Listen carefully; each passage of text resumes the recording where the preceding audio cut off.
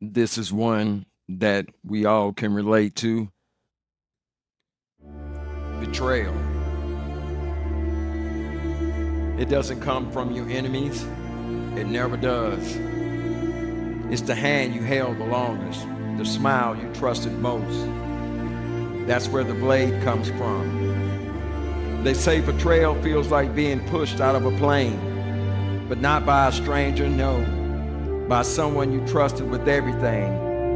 And as you're falling, arms flailing, heart breaking, you look up, and that person who shoved you, they're still watching, not with regret, but with something colder, indifference. And that look, that moment, it never leaves you.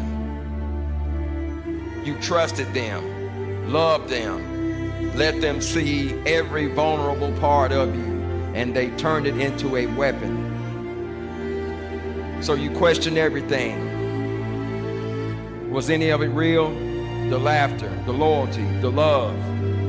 Or was it all a performance? This is the trauma betrayal leaves behind. The sleepless nights, the guarded heart, the trust that once came so freely, now locked behind the walls no one can climb. You start living with a permanent limp, a soul wound that doesn't bleed on the outside, but floods everything on the inside. Even when someone new comes along, you flinch, you doubt, you pull away, because now love feels like a setup, affection feels like bait. Then we remember the greatest betrayal ever written. Judas, a disciple, a friend. He walked with Jesus.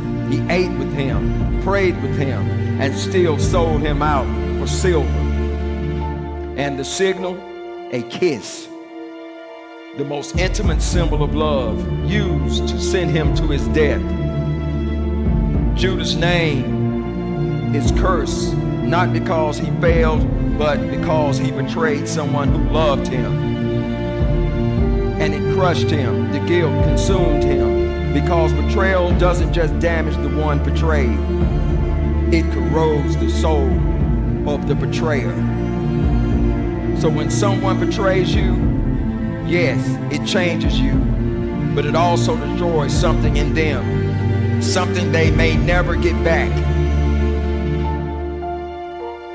If you've been betrayed, then you know the pain that burns past the bone. But listen to me, you were not destroyed, you were refined.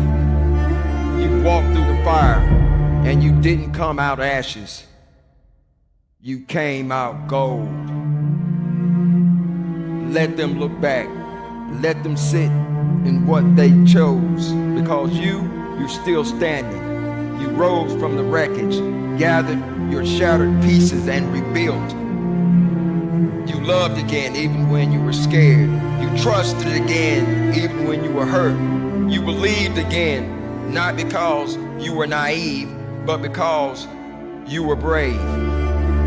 That's the miracle. Not that you were betrayed, but you wasn't buried by it. Your heart still beats, your soul still shines, and every step you take forward is a declaration. You didn't end me, you empowered me. Let them keep their silver, let them carry the weight, because your story, your resurrection will be louder than the silence they ever intended and left you in. This is not your ending. This is your becoming. This is the rise of your fall. This is the fire they never saw coming. But that fire is not just rage, it's resilience, it's your rebirth. It's proof that even after being dragged through betrayal, you didn't stay in the ashes. You rose and started walking with a new kind of strength. So walk tall, walk proud, let every step echo. I've been burned, but I am not broken.